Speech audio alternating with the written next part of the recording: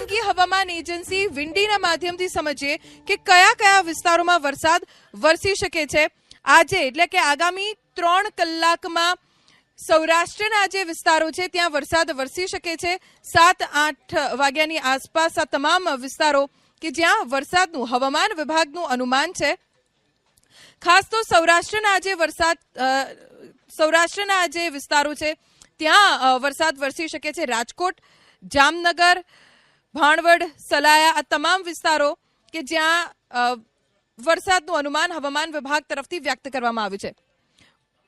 ચોટીલા, જસદણ, ગોંડલ, અમરેલી, જુનાગઢ, પોરબંદર, વેરાવળ, દ્વારકા, આ તરફ માંડવી, નલિયા આ તમામ એ વિસ્તારો સૌરાષ્ટ્રના અને કચ્છના ભાવનગર અને તેની આસપાસના વિસ્તારો, સુરેન્દ્રનગર અને વિરમગામ સુધી વરસાદનું અનુમાન વ્યક્ત કરવામાં આવ્યું છે।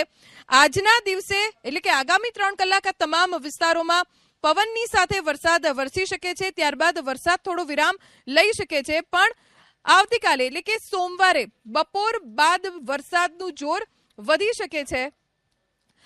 આવતીકાલે 3 વાગ્યા પછી બપોર બાદ આ તમામ વિસ્તારો અમરેલી, મહુવા, ભાવનગર, જામનગર, ધોળકા, સુરેન્દ્રનગર, ચોટીલા, રાજકોટ આ દરિયાકાંઠાના જે વિસ્તારો છે વેરાવળ, પોરબંદર, દ્વારકા અને આ તરફ માંડવી, ગાંધીધામ અને કચ્છના અન્ય કેટલાક વિસ્તારો કે જ્યાં ગાજવીજ સાથે વરસાદનું અનુમાન હવામાન વિભાગ તરફથી વ્યક્ત કરવામાં આવ્યું છે। સોમવાર પછી મંગળવારે વરસાદ વિરામ લે તેવી શક્યતા છે।